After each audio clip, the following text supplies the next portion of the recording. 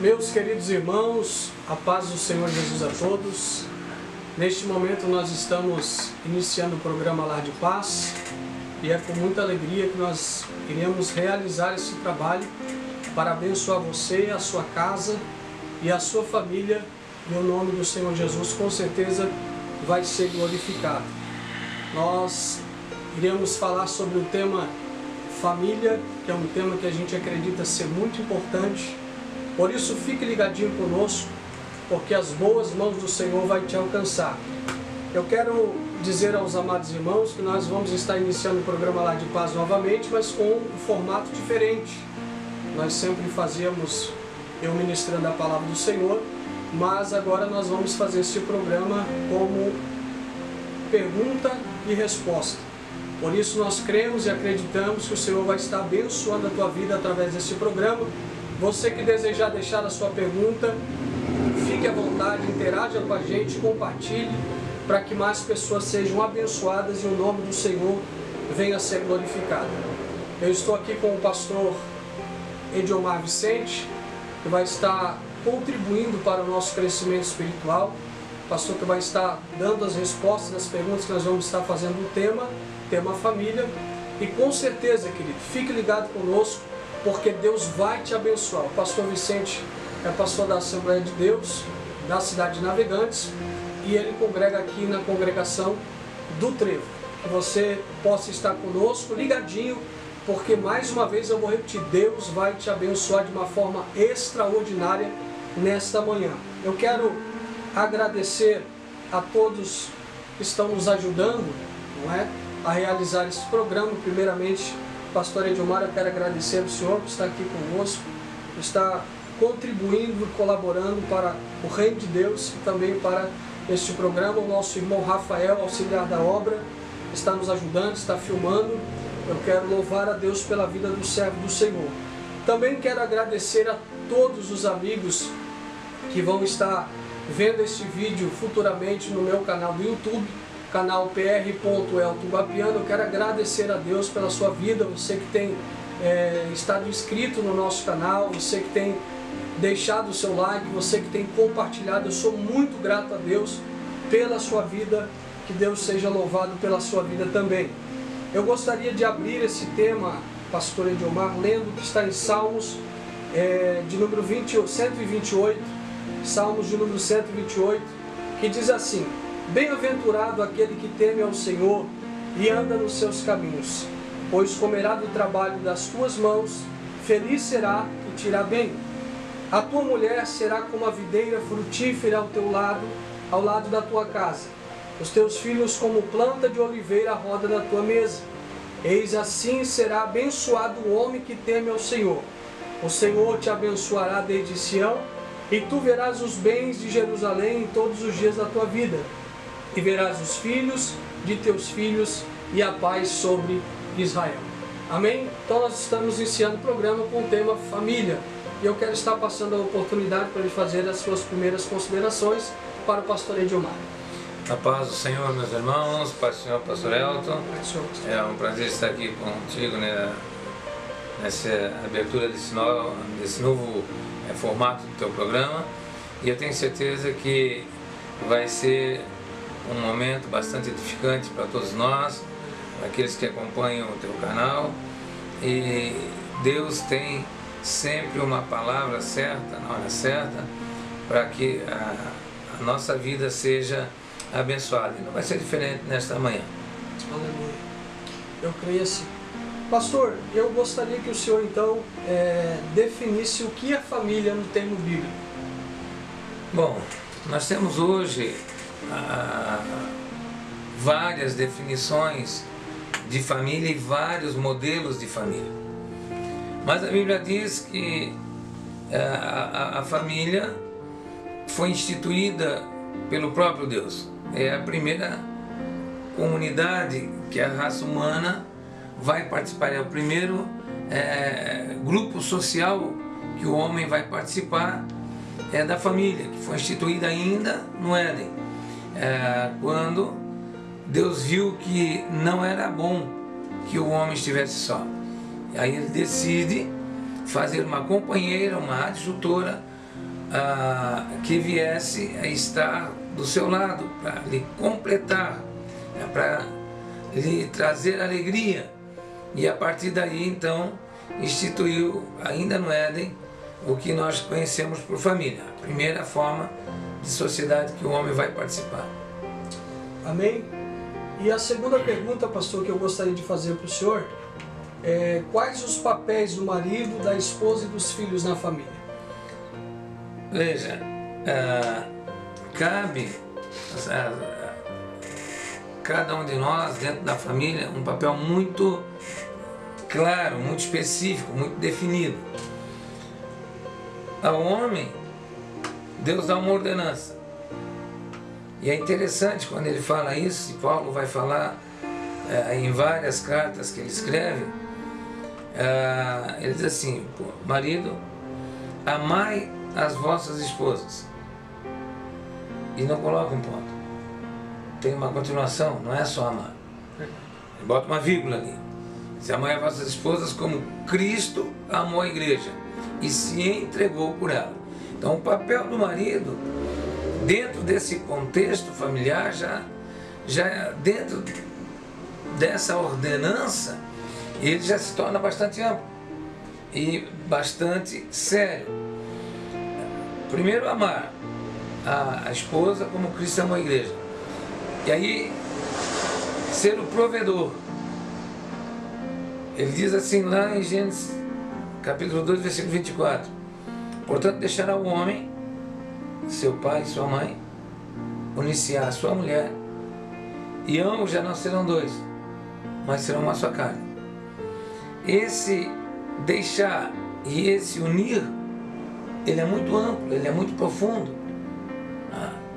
Deixar o pai e a mãe, deixar espiritual, deixar geográfico, deixar financeiramente, deixar emocionalmente e unir-se, apegar-se, juntar-se de corpo, alma e espírito à sua esposa.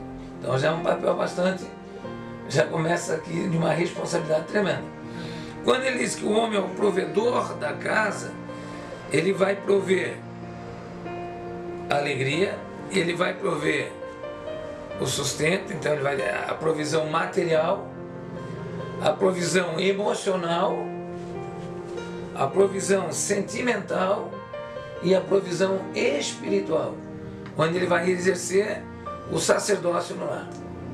Ok? Da esposa, o papel da esposa, e aí entra uma questão que fica, às vezes gera uma dúvida muito grande. Eu vejo o papel da esposa muito amplo. Ele vai dizer assim, ó, a Bíblia diz, quem acha uma mulher acha uma coisa boa e alcançou a benevolência do Senhor. Quando a Bíblia diz isso, joga em cima da mulher uma responsabilidade muito grande dentro da família. Vamos para mais um texto. Provérbios vai dizer que mulher virtuosa, quem achará? O seu valor excede ao de preciosas joias, ao de rubis, enfim. Quando Provérbios 31:10, mas se você observar o 11 até o 21, ele vai dar umas características dessa mulher virtuosa. Aí ele vai dizer o seguinte, que a mulher sábia edifica a casa, mas a tola com a própria mão a destrói. Mulher sábia edifica a casa e a tola com a própria mão a destrói. Então veja que em nenhum momento a Bíblia vai referir-se ao homem dentro desse contexto.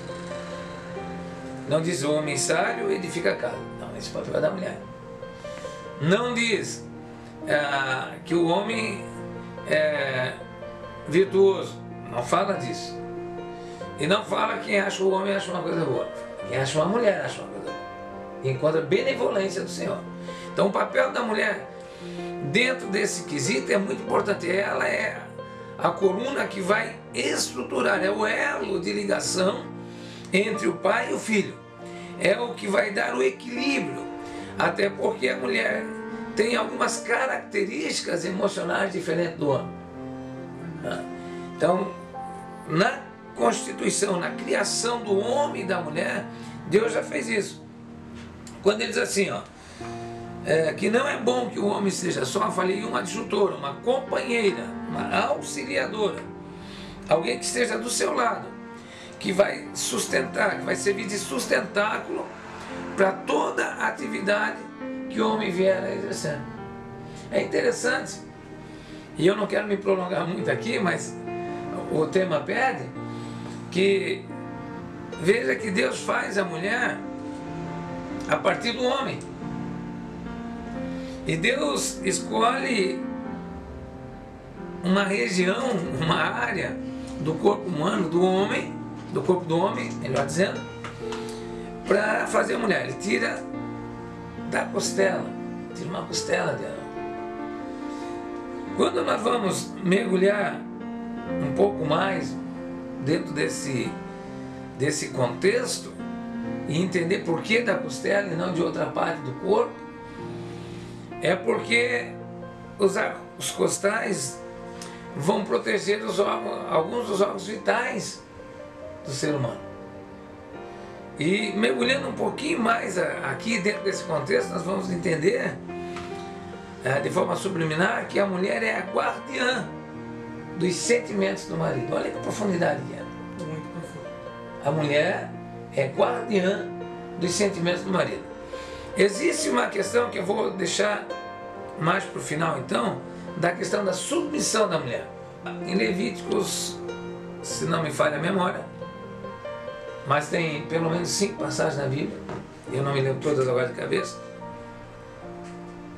mas Paulo vai enfatizar com muita propriedade lá em Efésios, no capítulo 6 e no versículo 1. Papel dos filhos: honra teu pai e tua mãe, para que te vá bem em toda a tua jornada pela vida e sejam prolongados os teus dias sobre a face da terra.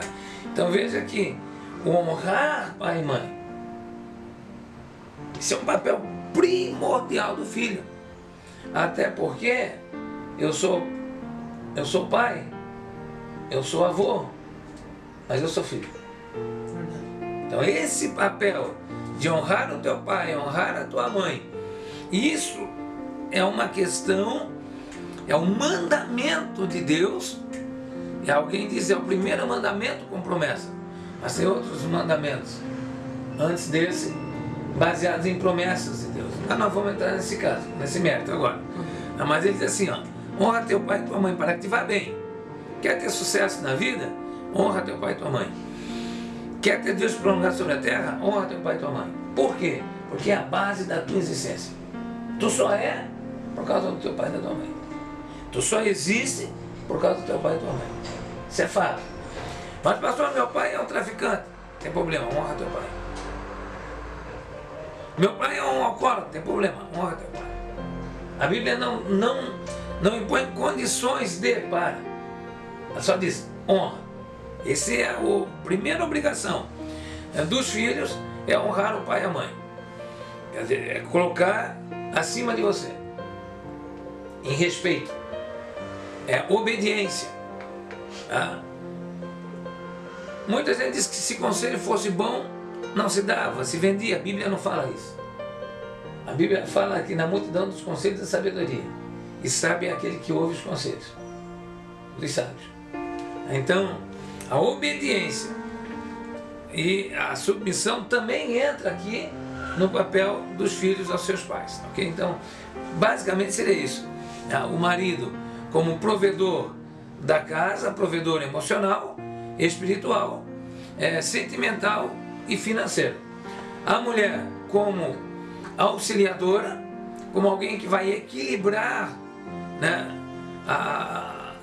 a situação dentro de casa, por isso a mulher sabe edificar a casa, como elo de ligação entre o pai e o filho, e como auxiliadora. E hoje nós vemos a mulher auxiliando o marido, inclusive até na manutenção financeira da casa, né? E os filhos dando honra ao pai e à mãe, ok? Exatamente. Como é importante esse tema, né? É bom que a gente aprenda como lidar com a nossa família, para que as mãos do Senhor estejam sobre nós. Louvo a Deus pela vida do pastor Edilmar Vicente, o pastor que trabalha, né, com esse trabalho de famílias. E Deus tem honrado muitos servos do Senhor e muitas famílias que têm ouvido as suas palestras, né, os seus ensinamentos, e estão todos nas Escrituras Sagradas, que edifica e que abençoa a nossa vida. Eu quero lembrar aos irmãos que pelo Facebook a gente está transmitindo ao vivo. Então você que quiser deixar a sua pergunta, você que puder compartilhar, você que tem alguma dúvida, pode fazer a sua pergunta. Se nós não pudermos responder hoje, mas numa outra oportunidade a gente vai estar fazendo isso. Também quero informar aos irmãos que depois esse conteúdo também vai estar no nosso canal do YouTube, pr.eltoguapiano, e com certeza você vai ser edificado. Pastor Edilmar, o senhor já falou sobre a definição da família, o senhor já falou sobre o papel do marido, da esposa e dos filhos, e falou muito bem. E então a pergunta que eu faço para o senhor nesse momento é: como ter sucesso no relacionamento conjugal? Primeira forma de você ter sucesso no relacionamento conjugal é convidar Cristo para estar no teu relacionamento. Não existe felicidade, não existe o bem-estar, não existe equilíbrio, não existe harmonia onde Cristo não está presente. Veja que é tão sério que ele inicia o ministério dele numa boda. Ele inicia o ministério dele em um casamento, onde ele diz que ele foi convidado. E é um texto bíblico muito importante no quesito família, porque nós conhecemos a história, João vai relatar isso, que durante a festa acabou o vinho. E chamam Jesus. Jesus está na festa. Jesus estava presente ali. E ele transforma água em vinho. Eram 6 metretas, 6 talhas, e cada talha tinha ali cerca de 100 litros aproximadamente. Então ele vai transformar praticamente, vai depender da medida, né, das metretas, se for em grega, romana, hebraica, enfim. Então aproximadamente 600 a 800 litros de vinho. E aí ele diz que o melhor ficou para o final da festa. O vinho ali vai representar alegria no casamento. O vinho tem uma simbologia muito forte na Bíblia de alegria. E quando Jesus está presente, mesmo passando por dificuldade, quer seja financeira, quer seja emocional, né, ou física, por doença, mas a alegria de ter Cristo na vida, ela não vai ser suplantada por essas dificuldades. Então, primeira questão é convidar Jesus para estar no teu casamento, no seio da tua família. Segundo, na questão do casamento propriamente dito, o casamento ele tem que estar alicerçado em 4 colunas, pelo menos essas 4. Claro que você vai falar de várias outras, mas vamos falar primeiro amor. Tem que ter amor. Paulo vai escrever aos Coríntios no capítulo 13, ele vai falar que o amor tudo suporta. Então, vai ter momentos na vida de um casal que, se não tiver amor, realmente não vai para frente. Ele vai se arrebentar, vai se desfazer. O amor, ele vai estar presente nos momentos bons, ele vai estar presente no momento difíceis, ele vai estar no momento que houver falta de pão, no momento de escassez. Que a gente diz isso. A gente diz isso. O juiz, dentro do padre, do pastor, do juiz, enfim. Eu prometo amar na alegria e na tristeza, na saúde e na doença, na riqueza e na pobreza. Tem que amar. Vai ter momentos que vai ter fartura, mas vai ter momentos que vai ter que apertar o cinto. O amor vai ter que estar presente.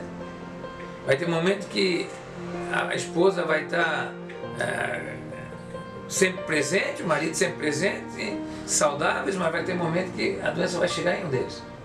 E um vai ter que dar suporte para o outro. Tem que ter amor. Tem que ter amor. Vai ter momento que vai ter abundância, dinheiro, e vai ter momento que não vai ter dinheiro. Tem que ter amor. Segundo, o casamento ele é feito de renúncia, porque não é mais nós. Aliás, não é mais eu. Não existe eu num casamento. Todo casamento que tiver o eu, ele está fadado à ruína. Casamento é nós. O eu ficou para trás no momento em que eu assinei lá a certidão de casamento. O que eu gosto, o que eu quero, o que eu penso, o que eu sinto, o que eu anseio, o que eu sonho, acabou. Agora é o que nós queremos. Tudo tem que ser voltado para o nós. Por isso, no meu livro, eu boto assim que eu dou um conceito de casamento.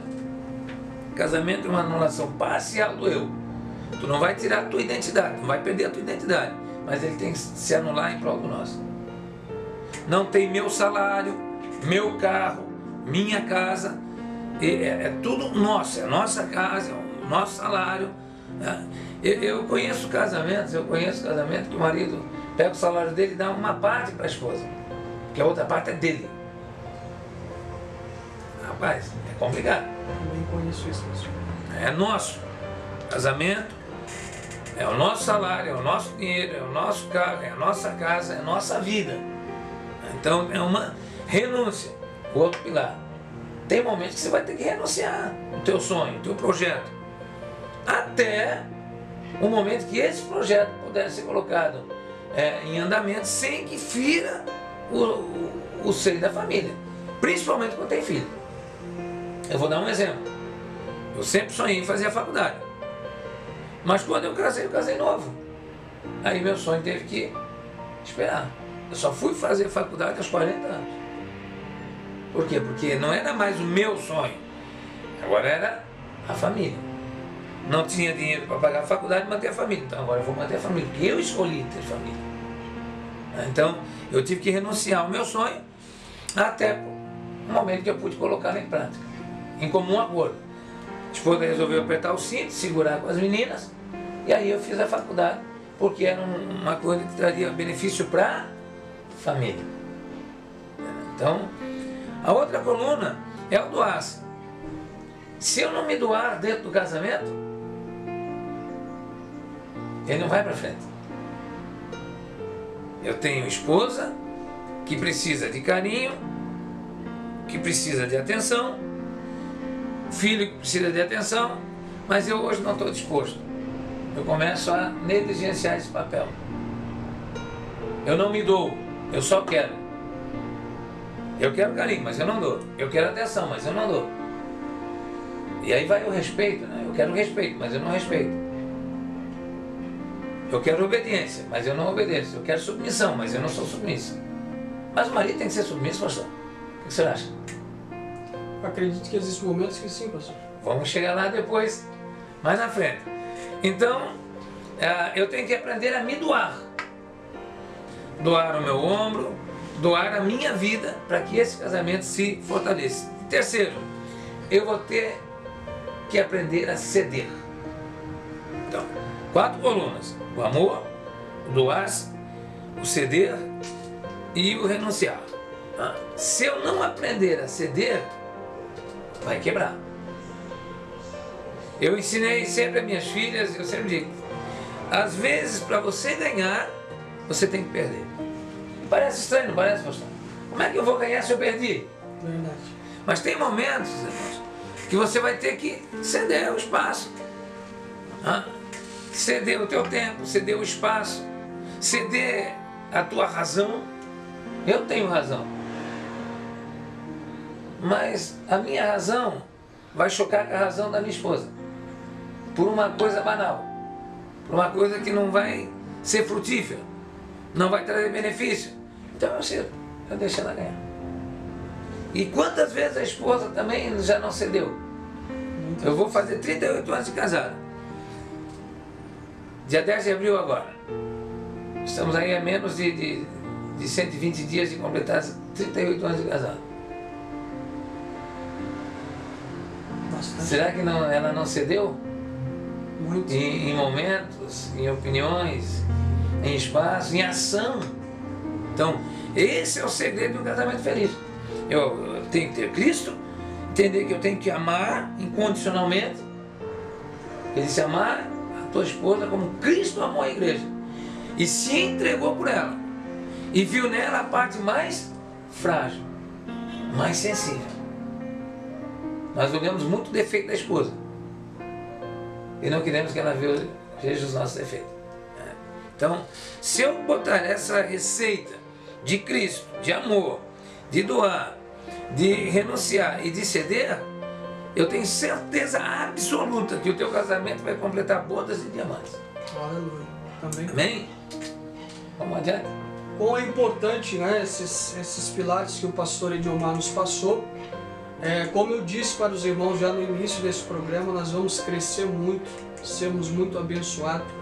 Mas eu quero dar um conselho para você que Jesus deixou àqueles que ouviram. A Bíblia diz que existe o homem prudente, que é aquele que edifica a sua casa sobre a rocha. Então é aquele que ouve as palavras do Senhor e coloca em prática. Esse é o homem prudente. Existe o homem imprudente, que é aquele que ouve, porém não põe em prática. E quando vem a tempestade, a dificuldade, esse homem imprudente tem a sua casa destruída. Mas o homem que é prudente permanece de pé. Que você possa ouvir tudo isso que está sendo dito nesta manhã e possa colocar em prática para que Deus possa te abençoar. Pastor, falando sobre o relacionamento conjugal, a pergunta que eu tenho para fazer para o senhor: existe casamento perfeito, pastor? É interessante essa pergunta porque se nós analisarmos duas pessoas que foram criadas em lares diferentes, muitas de culturas diferentes, com visões de mundo diferentes, com uma carga de absorção de conteúdo ao longo da vida diferente e de temperamentos diferentes, agora vão passar a dormir na mesma cama, conviver debaixo do mesmo teto. Então é impossível ter o casamento perfeito, casamento sem conflito. Se nós analisarmos, nós estamos falando de casamento perfeito, de conflito no casamento. Aonde surge o primeiro conflito? Da minha concepção, no Éden. O pastor disse que surge no Éden. Eu vou um pouquinho mais além. O primeiro conflito surgiu no céu. Verdade. O primeiro conflito surgiu no céu. Nós estamos falando de perfeição. Mas pastor, como surgiu o primeiro conflito no céu, pastor? O anjo de luz resolve ser igual a Deus. O anjo de luz resolve usurpar a glória de Deus. Gerou conflito. E a capacidade de persuasão dele foi tão grande que a Bíblia diz que ele convence a terça parte dos anjos. Conflito. Aí o pastor Elton diz: conflito no Éden. Gerou conflito. A relação entre Deus e o homem. Vamos descer daqui um pouquinho, pastor. Na relação entre Deus e o homem. Você lembra lá que Deus vai procurar o Adão? Adão, onde está? Estou aqui, estou escondido atrás da moita. Mas por que te escondesse, Adão? Porque tive medo. Medo que eu vi que estava nu. Mas quem te disse que estava nu, Adão? A mulher que tu me deste. Olha só. Conflito. A mulher que tu me deste me enganou e eu pequei. O Adão foi audacioso, amigo. Foi. Como quem diz? Se tu não tivesse me dado a mulher, eu não tinha pecado. A culpa é tua. Também é tua. Conflito. E gera um conflito depois, com certeza. A Bíblia não vai relatar, mas depois das observações que Deus faz, depois de terem sido expulsos do paraíso, dá a entender, dá margem para a gente pensar que o Adão e a Eva se bicaram. A culpa é tua. Não, foi tu que... Tu era o homem da casa e pegaste também. Então o conflito ele vai estar presente. Agora, casamento perfeito, casamento de mar de almirante não existe.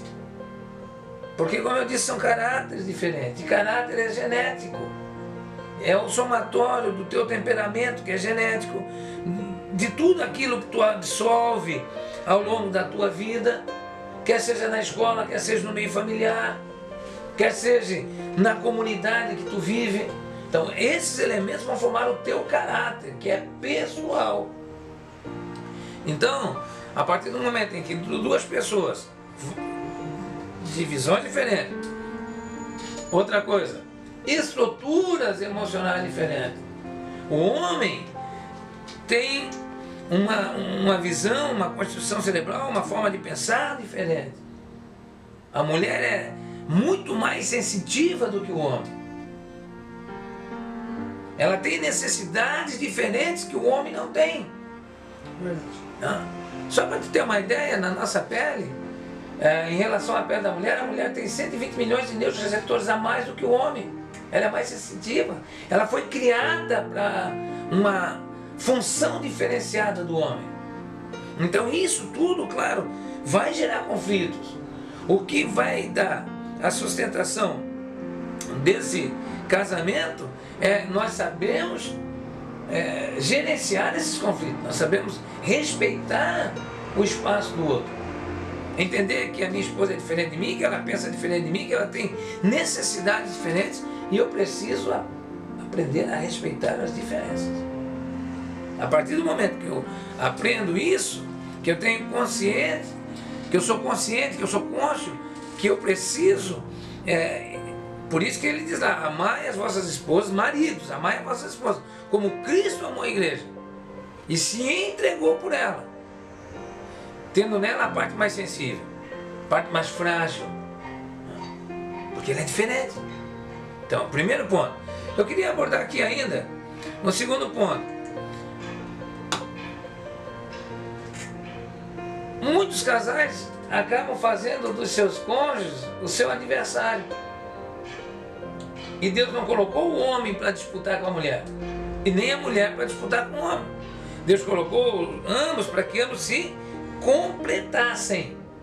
Então, a partir do momento que eu entendo que a minha esposa não é minha adversária, eu não vou tratá-la dessa maneira. A partir do momento que a esposa entende que o marido não é adversário dela, mas companheiro dela, ela não vai tratar ele de forma diferenciada. Mesmo que apareça conflito, é claro que tem momentos que, eu sempre brinco, de mar de almirante vai vir aí a mar de marujo raso. Vai se levantar umas tempestades, umas vagas, uns relâmpagos, uns trovões, e isso faz parte. E o conflito ele é tão importante, porque ele vai dar sustentação para o casal. O conflito não é nocivo. O conflito é importante, desde que eu saiba gerenciar esse conflito. Desde que eu pegue esse conflito e transforme ele em uma ferramenta para que eu conheça melhor a minha esposa, as suas necessidades, as suas fragilidades, e para que ela também conheça as minhas necessidades e as minhas fragilidades. É no conflito que eu vou conhecer isso. A gente só conhece, tu namora, tu noiva, mas tu não conhece a pessoa ainda que tu vai casar. Tu só vai conhecer a partir do momento que tu começar a dormir com ela, conviver com ela 24 horas por dia. A mala dos defeitos só vai vir quando abrir a porta da casa para entrar o casal.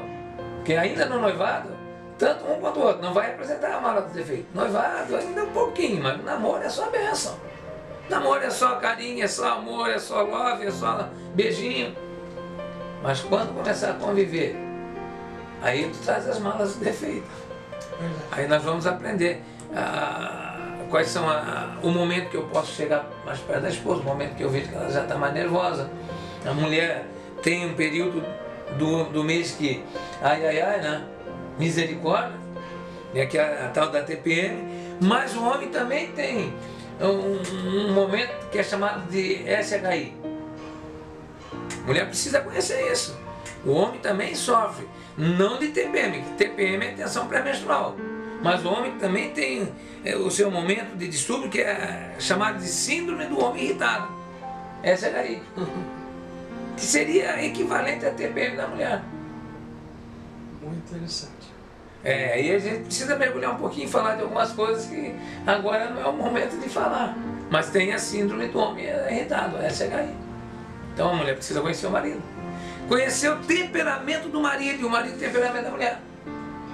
Que quando nós conhecemos o nosso temperamento, nós vamos ver onde é que está a parte frágil dela, a parte negativa dela e a parte positiva. E vamos intensificar na parte positiva e vamos cuidar e melhorar, nos controlar na parte negativa, tá bom? Um outro ponto que eu queria observar ainda dentro desse contexto, rapidinho, e isso eu falei aqui, ó, há um nós que precisa ser preservado. Aqui, meu irmão, é a parte mais difícil. Lembra que eu falei lá atrás onde você precisa renunciar? Aqui é um nós que precisa ser preservado, porque eu jurei, eu prometi diante de Deus, de testemunha, porque nós levamos testemunha. Casamento, você não levou testemunha? Às vezes o cara ainda diz, vou levar 10 casais de testemunha, do meu lado tu leva 10 para ganhar bastante presente.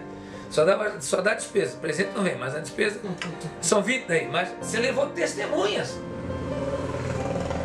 Você jurou diante de Deus, diante de um juiz de paz, pastor ou padre, e diante de testemunhas, e de familiares, que você iria amar e honrar. Então, aqui vem, ó, existe um nós que precisa ser preservado.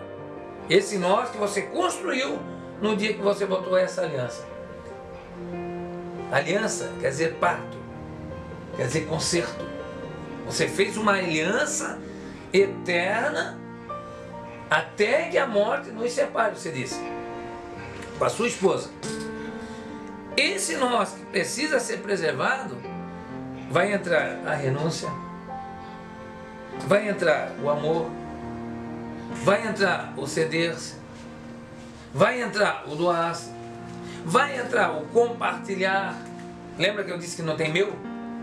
Tem nosso? Eu vou compartilhar o meu amor, o meu corpo, os meus sentimentos, o meu espaço, o meu tempo. Então é muito forte isso aqui, né? É um nós que precisa ser preservado. A partir disso, não vai ter conflito que você não vai conseguir gerenciar. Amém? Amém. Pastor, qual o conselho? E aqui eu gostaria de fazer essa pergunta, porque eu acredito que há muitos jovens também nos ouvindo. Qual conselho o senhor daria se um jovem viesse falar para o senhor: pastor, eu quero me casar, eu quero escolher uma mulher para mim, ou eu quero escolher um homem para mim? Qual conselho o senhor daria? Quais os cuidados o senhor diria para essa pessoa ter antes de escolher alguém para conviver? Eu acho que a pergunta é bastante pertinente pelo seguinte: quando você vai namorar, pelo menos era assim no meu tempo, né? Você já tinha uma prévia daquilo que você queria encontrar na tua futura esposa. Nós namorávamos para casar. Não era para ficar. Esse negócio de ficar que tem hoje, e infelizmente, eu não vou negar, meu irmão, infelizmente, no nosso meio tem. E por isso que os casais hoje se separam prematuramente. Porque eles já vão para o namoro com a ideia de ficar, de passar por 10, 12. Não. Eu tenho uma palestra que eu falo sobre o namoro, noivado e casamento. No meu livro eu falo sobre namoro, noivado e casamento cristão. Então, o namoro, o que é? É você ir buscar aquilo que foi construído dentro do seio da família como uma esposa ideal. Você tinha qualidades que você vai buscar na moça e a moça no moço. Bom, tenha definido o que você quer, né, encontrar nessa esposa, nessa moça, como esposa. Pense, essa moça, eu vou namorar, mas eu posso noivar e posso casar. O que eu quero que a minha esposa tenha? Quais são as qualidades? Eu tinha isso definido, já aos 15 anos de idade. Segundo, com 15 anos de idade eu comecei a ler livros de como tratar a esposa. Com 8 anos de idade eu tomei uma decisão, pastor Aldo. Eu venho de um lar destruído. Meu pai era alcoólatra. Eu tinha 8 anos de idade, eu fiz um juramento para mim mesmo. Eu conhecia Deus, mas eu disse, eu nunca vou beber na vida. Porque eu não quero que a minha esposa passe pelo que a minha mãe está passando. E eu não quero que meus filhos passem pelo que nós estamos passando, eu e meus irmãos. 8 anos eu tinha. Então, eu tinha definido o que eu queria na minha esposa e eu tinha que saber como eu iria tratá-la. E sei que casamento perfeito não existe. Então, eu sei que eu vou ter que ter uma base para gerenciar essas dificuldades. Então, esse é o conselho que eu daria para um jovem hoje. Você quer casar? Casamento perfeito não existe. Segundo, você está disposto a renunciar ao teu tempo?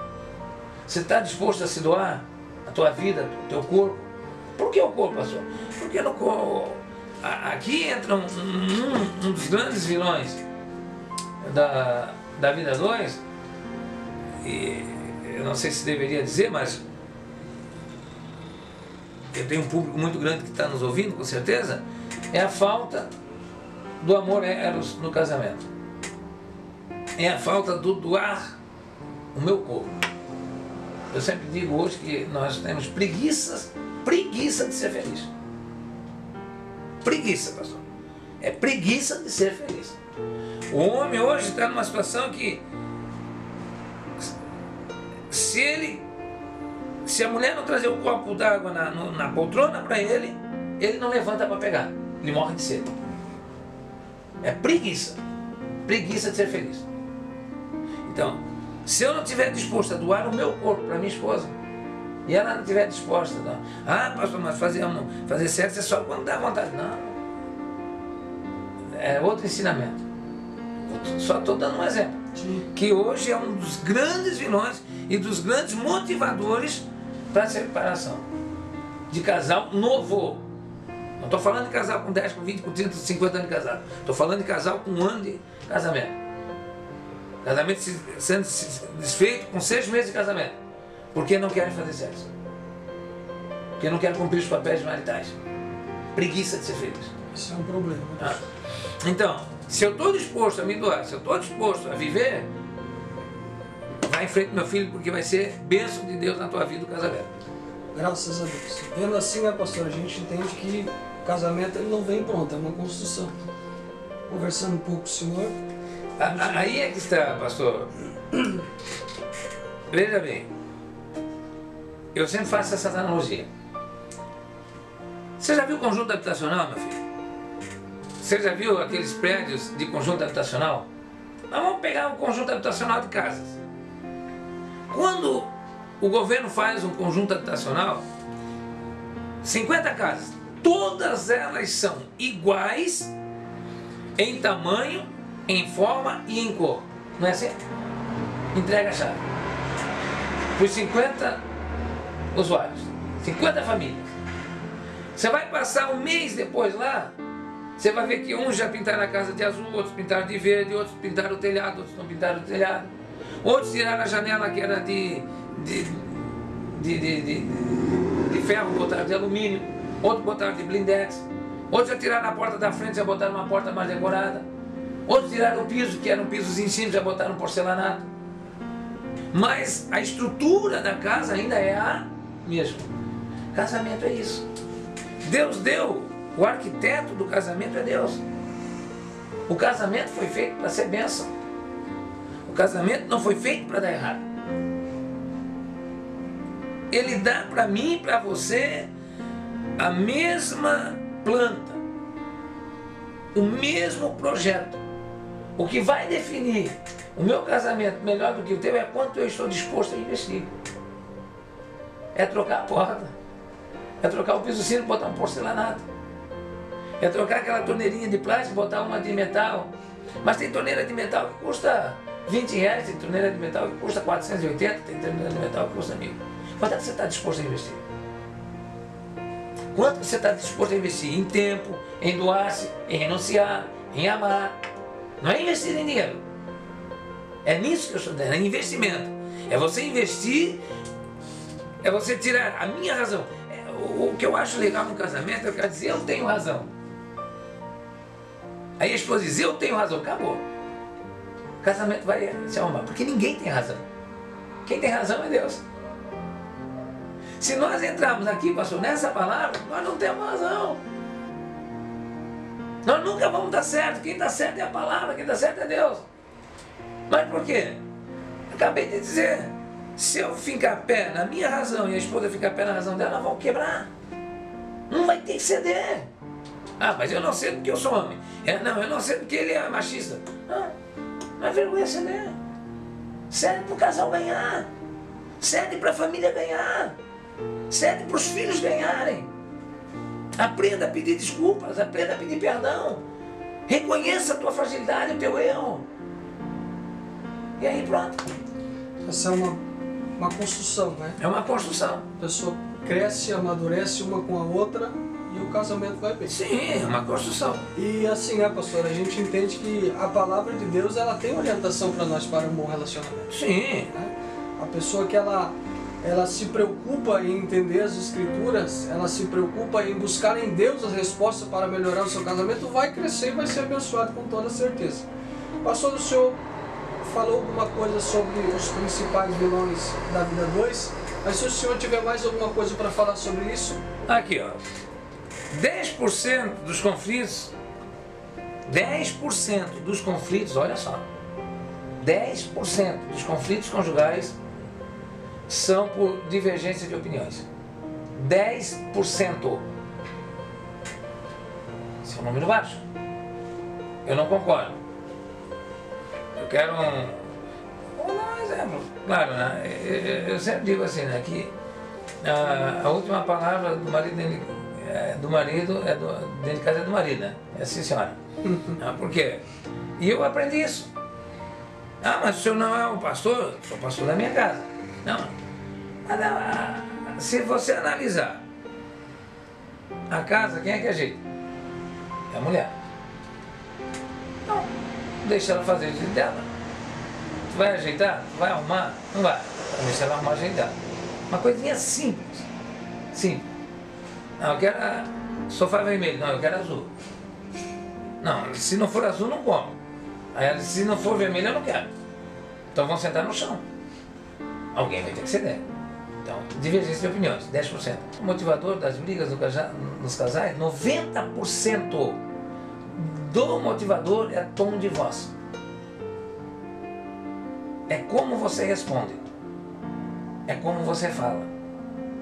Nós somos agressivos nas palavras.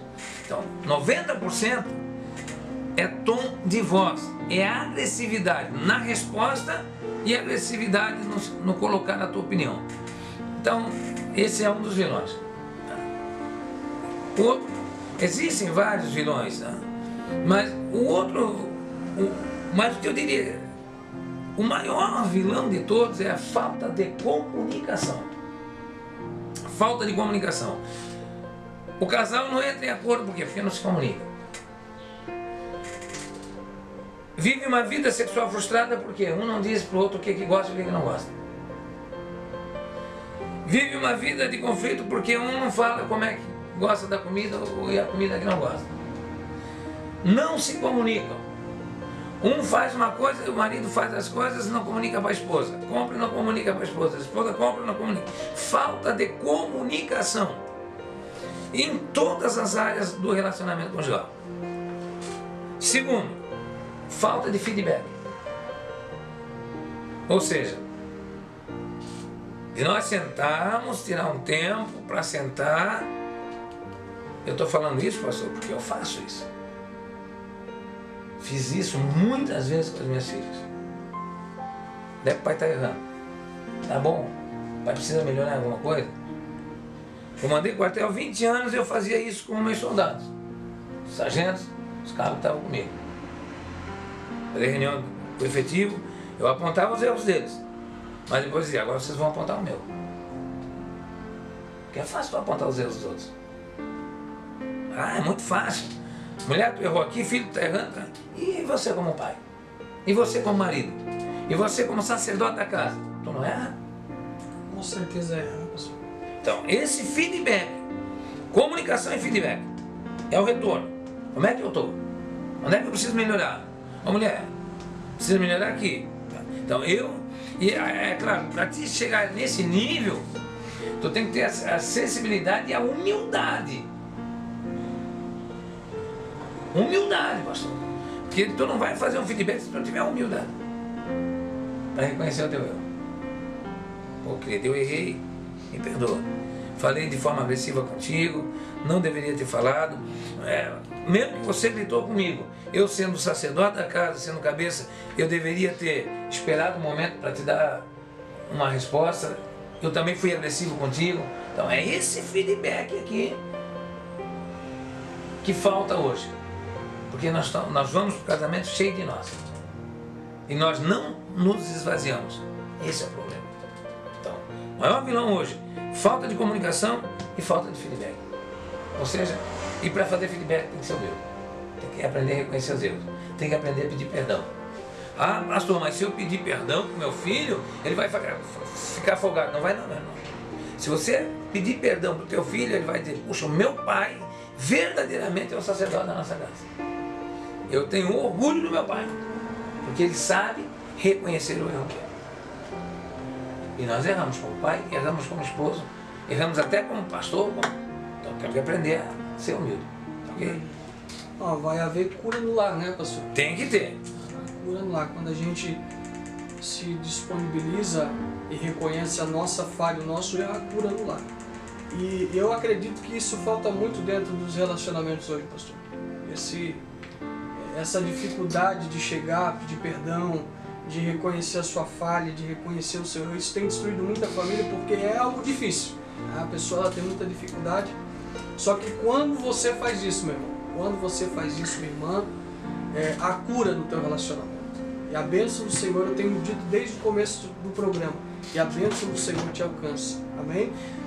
Veja que Paulo vai dizer o seguinte, já não sou mais eu, mas é Cristo que vive em mim. Se nós levarmos isso, entender que é Cristo que vive em mim, uma coisa interessante, me lembrei agora. Eu não me lembro qual é o autor, mas ele sempre dizia o seguinte, diante de uma situação ele perguntava para ele mesmo, e se fosse Cristo, o que ele faria agora? Veja que profundo é isso aqui. E se fosse Cristo, qual era a atitude que ele tomaria agora? E se Jesus estivesse aqui, como é que ele responderia isso agora? Ele nos deu um exemplo tão grande de submissão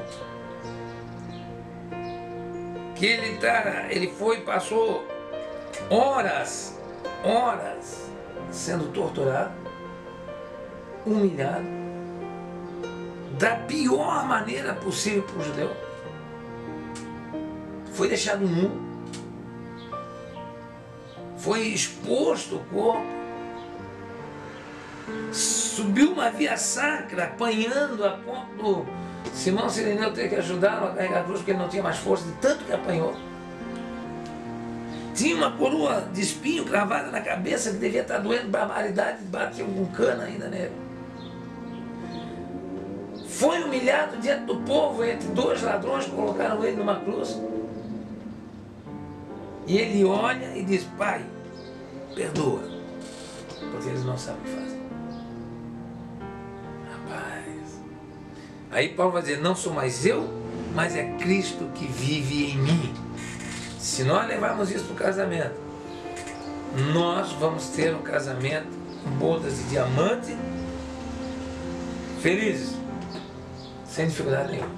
Graças a Deus. Pastor, o senhor falou um pouquinho sobre submissão, né?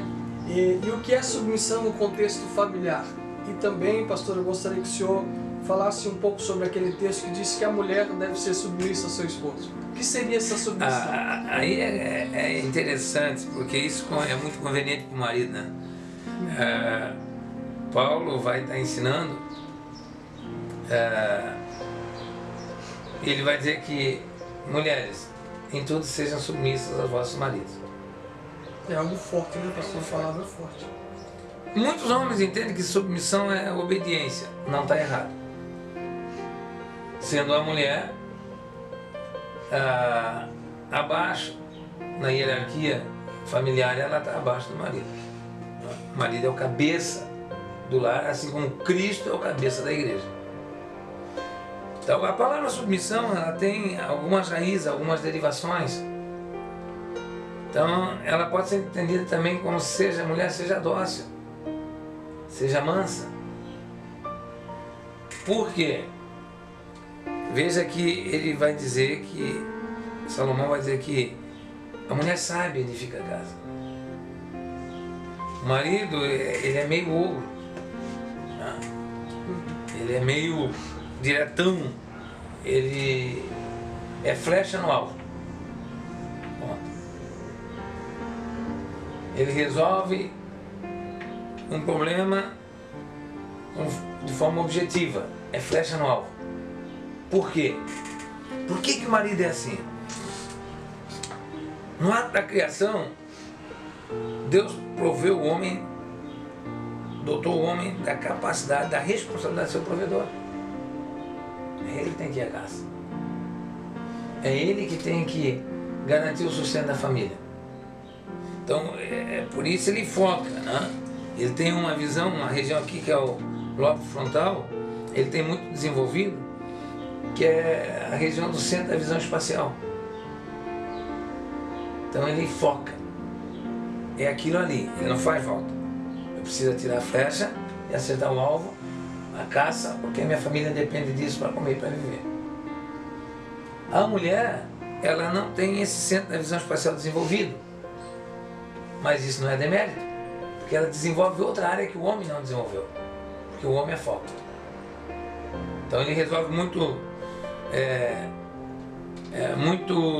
diretamente as coisas. Por isso a questão da submissão. Ele é o cabeça da casa, como Cristo é o cabeça da igreja. Então obediência. Mas a submissão também quer dizer ser dócil, ser gentil, ser amável. Porque ela é guardiã dos sentimentos do marido. Lembra lá atrás? Por isso Deus tirou da costela e não tirou do pé, para que ela não visse embaixo dos pés do homem, também não tirou da cabeça para que ela não estivesse acima do homem. Mas a costela vai caminhar do lado. Um complementa o outro. Não existe diante de Deus uma hierarquia, um grau de importância do homem e da mulher. O homem é mais importante, a mulher é menos importante para Deus, não. Os dois têm o mesmo grau de importância. Só que, para que exista um equilíbrio, o homem é a cabeça da casa. Então, ela é submissa, ela é obediente ao marido, ela presta conta ao marido. E é interessante aqui, pastor Elton, deixa eu falar com nossos irmãos ali, que talvez na tua casa, a tua esposa, ela receba um proveito maior do que o teu. Eu conheço casais que a mulher ganha mais que o marido, profissionalmente, mas ele continua sendo a cabeça da casa. Então não é pelo provento, é pela posição, pela constituição de Deus dentro da família. Nos papéis, marido, esposa e filhos. Marido do lado da esposa, esposa do lado do marido e os filhos abaixo. Porém, a responsabilidade maior é do marido, por isso ele é o cabeça. Agora, essa submissão, o marido cobra a obediência da esposa, mas ele tem que entender que a submissão ele também tem que ter. A quem? A Cristo. Se ele não for submisso a Cristo, ele não pode exigir submissão da esposa. Se ele não for obediente a Cristo, ele não pode exigir uma obediência da esposa. Essa fala do Senhor é muito importante, pastor. Muito importante mesmo. Porque é o equilíbrio. Ele diz, o marido é o cabeça da casa. Assim como Cristo é o cabeça da igreja. E nós todos pertencemos ao corpo de Cristo. Onde ele é o cabeça. Então, se eu aprender a me situar no meu papel, eu não tenho a minha esposa como um ser inferior dentro de casa. Mas ela também não se tem como um ser superior. Então, nós sabemos os nossos papéis, nós sabemos as nossas funções, e cada um de nós vai exercer o seu papel e a sua função no mesmo grau de submissão. Eu sou submisso a Cristo, eu obedeço a Cristo, eu tenho que ter em casa manifesto o meu sacerdócio, eu tenho que saber que eu sou o pastor, não só na igreja, mas o meu primeiro rebanho está dentro de casa, minha esposa, eu tenho que ser exemplo para eles. Eu só posso cobrar aquilo que eu dou. Esse é o princípio bíblico para o casamento. Ok, pastor? Esse é o grau de submissão. Bom, veja só, né, pastor? Quando o homem cobra da mulher a submissão, ele tem que entender que ele tem que ser submisso a Cristo. Se ele é submisso a Cristo, com certeza ele vai tratar a sua esposa muito bem. E ela não vai precisar, ele não vai precisar cobrar isso. Porque ela está vendo um sacerdote dentro de casa. Ela está vendo um homem de Deus dentro de casa. Ela está vendo um marido amoroso dentro de casa. Um marido que sabe respeitar os limites e as deficiências dela. Então, automaticamente, é recíproco. Esse amor, esse respeito, ele vai se dar de forma natural. Porque ela vai acompanhar, ela vai ter um exemplo. E ela vai acompanhar esse exemplo. Tá bom? Graças a Deus. Pastor, faça só uma conclusão então para a gente poder terminar esse programa nesta manhã. Meus queridos, busquem sempre a manutenção do casamento de vocês, primeiro pela palavra.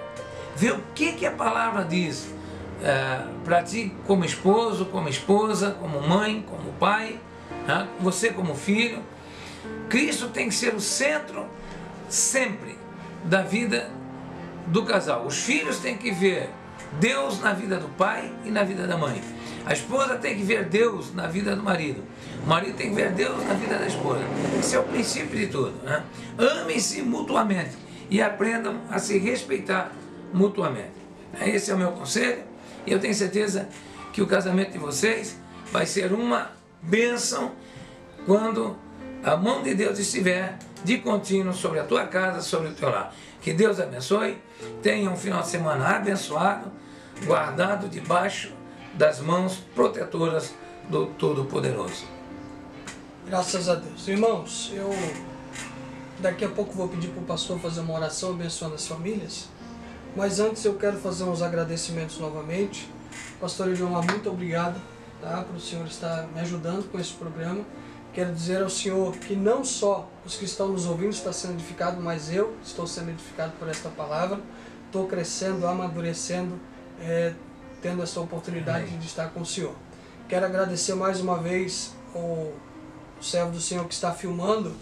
E também, irmãos, eu quero aqui dizer aos irmãos que puderem estar curtindo a página, interagindo com a página Web TV Ressurgir. Por quê, irmãos? Porque é o servo do Senhor que está nos filmando neste momento. É esse grupo abençoado que está proporcionando este programa, está me ajudando a fazer esse programa, e eu preciso ser grato a Deus por esses irmãos, pelo auxiliar Rafael, Auxiliar Rafael, a nossa irmã Aline, a esposa do irmão Rafael. Então eu agradeço a Deus. E você, se puder, vá lá dar uma olhada na Web TV Ressurgir, você vai ser abençoado com toda certeza. Eu vou pedir para o pastor Eliomar fazer uma oração abençoando as famílias e nós encerramos este programa. Pai eterno, Deus maravilhoso, nessa manhã nós nos achegamos diante da Tua presença, diante de Ti, Pai, para pedir a bênção sobre todos os casais, todas as famílias, Pai. Um momento de muita incerteza, de muita dificuldade nos seios familiares, mas que a Tua mão, Senhor, possa estar abençoando, orientando os pais, as mães, na condução dos seus filhos, os filhos na obediência a seus pais, que haja uma harmonia no lar. Pai Santo, que o Teu Espírito Santo venha nos guiar, nos orientar, estar conosco em toda a nossa caminhada. Pai, em nome de Jesus, nós abençoamos todas as famílias, para a honra e a glória do Teu nome. Amém. Amém. Que Deus abençoe a todos os irmãos em nome de Jesus.